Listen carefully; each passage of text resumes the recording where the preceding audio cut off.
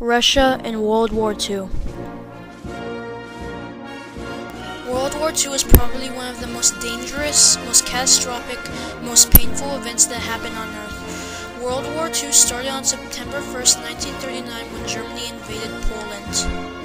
But this is not about the Germans or the Americans. This is about another great force in World War II. This is about the Russians. Their army numbered to about 23,775,316 soldiers. This is the story of Russia and World War II. One of the guns that was used was a PPSH submachine gun.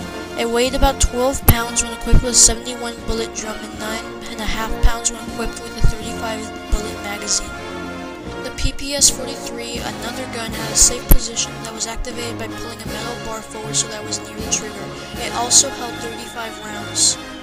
The Degtyaryov DP light machine gun was another one of the many weapons used in World War II. It was nicknamed the record player because of its strange disc magazine. Other than weapons, the Russians also had a wide variety of military transportation like the NKL-26 Areosani. The Areosani was first used in the 1920s, could hold about 4 to 5 men, and also pull 4 on skis. It could travel at 25 to 35 kilometers per hour in the snow. The Soviet T-37 tank was a very lightweight tank and it was amphibious. The T-37 could travel 35 kilometers per hour on land and 6 kilometers per hour while in water. The Soviet Petlyavok P-2 Peshka was a dive bomber and was considered one of the best ground attack aircraft in the war because of its durability, speed, and because it was easy to maneuver. Although not a general, Joseph Stalin was also an extremely important World War II figure. Joseph Stalin was the Premier of the Soviet Union from May 6th in 1941 to March 5th in 1953. He was also Secretary of the Communist Party of the Soviet Union Central Committee from 1922 until he died in 1953. Besojov Alexander was a major Russian general. He was in military service from 1939 to 1946.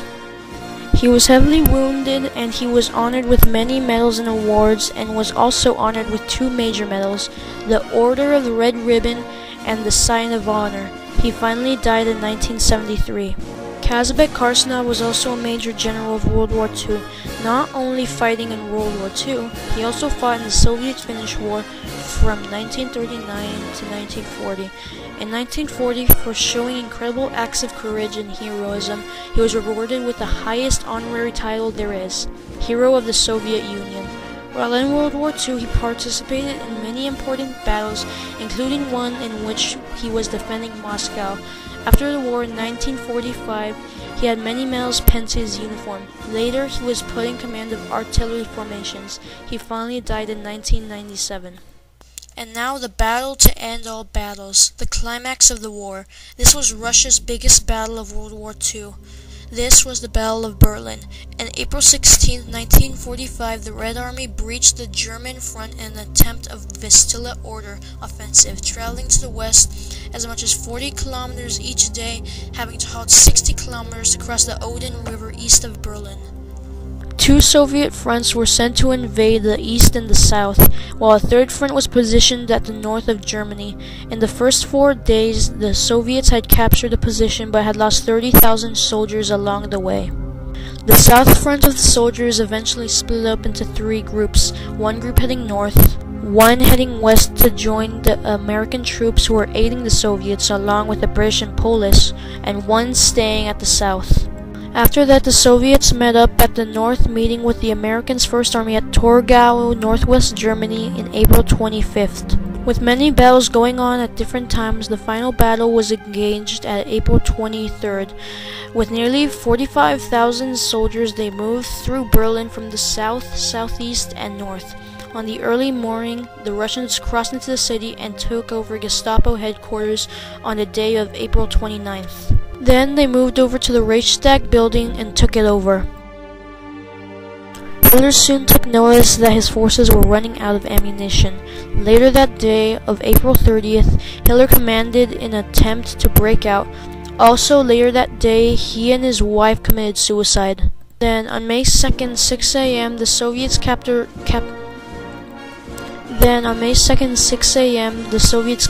Reich's chancellery, who was later ordered to surrender. And so the World War II was over, at least on the European side, because the end of the date of World War II was not globally agreed on. And so the Soviets endured a long, unbearable war, but eventually emerged victorious over Germany. With their victory in the war, Russia and the United States emerged as great superpowers. But the war still went on in Asia, but it ended when the United States dropped the atomic bombs on the Japanese cities of Nagasaki and Hiroshima, and with that the great conflict known as World War II was finally put to an end.